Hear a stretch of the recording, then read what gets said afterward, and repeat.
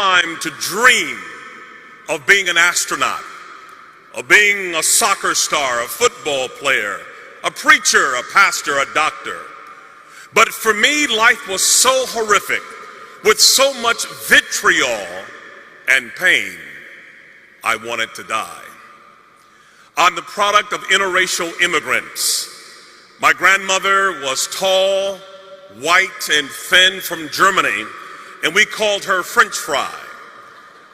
My grandfather was a big, burly black man from Cuba, and we called him Hamburger.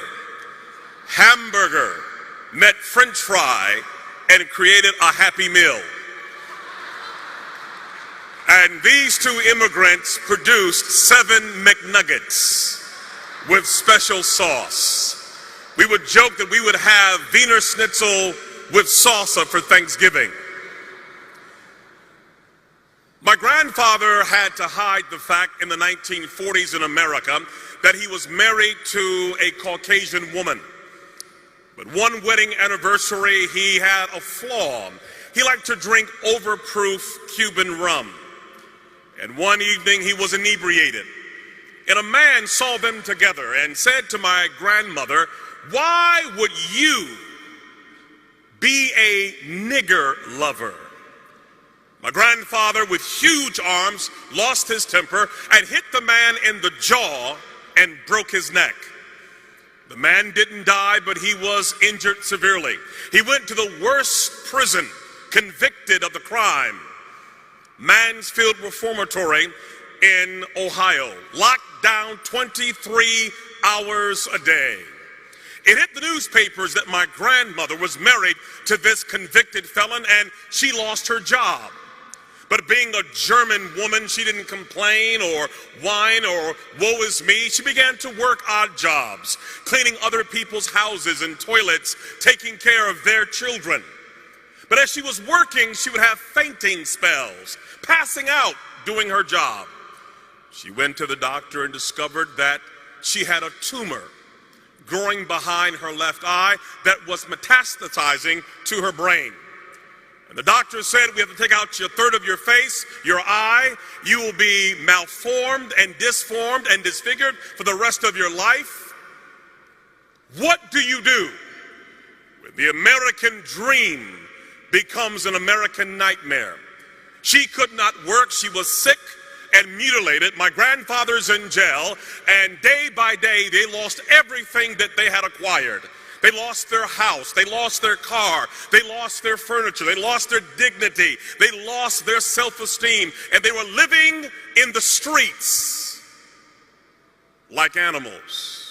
My 3 uncles got hooked on heroin. They belonged to a gang called the Devil's Disciple, and my entire family became atheistic. No God, no prayer, no Bible, no hope. And my mother at age 14 was called by a pimp named Larry, who said to her, "What is school doing for you?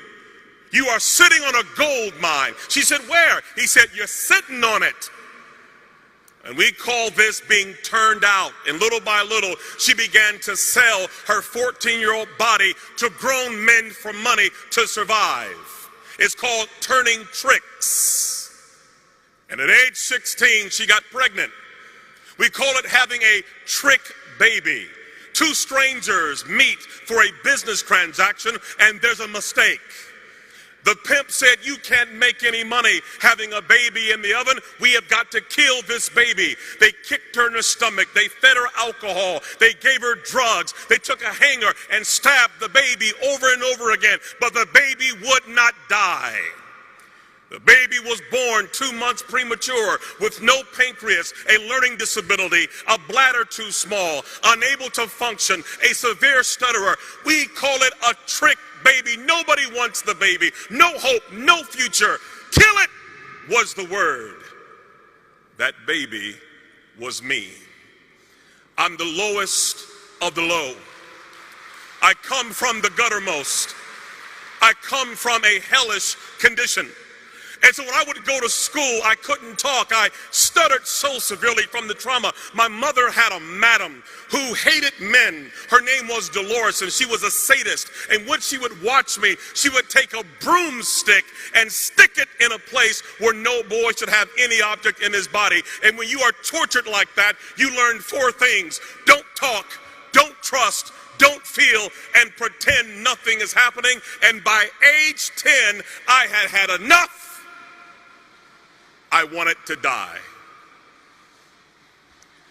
And in my school, they put me in a boiler room with other kids who were dysfunctional like me, where we would finger paint all day long. And yet there was a teacher, thank God for her, who had a Gideon Bible. And she came to my school and she saw kids like me as her mission field. And she would give me this Gideon Bible and read to me stories of dysfunctional characters who God used. She would say to me, Ronaldo, God uses greatly those who have been wounded very deeply. He will turn your pain into power, your wounds into wisdom. She had me read the story of Moses, who was also a stutterer. I began to understand that God did love a trick baby. Even as low as I was, there was hope for me and possibility. And when a child begins to understand the love of God and the power of his word and the possibilities, it changes everything. How can a young man keep his way clean?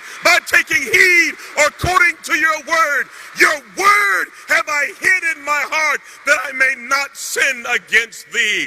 I began to memorize the Bible, that Gideon Bible, reading 2,000 scriptures. And when you put that kind of word in a life, something begins to happen. My stuttering went away. I stopped wetting the bed. I stood tall. I became valedictorian, became a pastor, and preached until everybody in my family got saved. Why? Because somebody placed the Gideon Bible in a woman's hand that changed a life forever.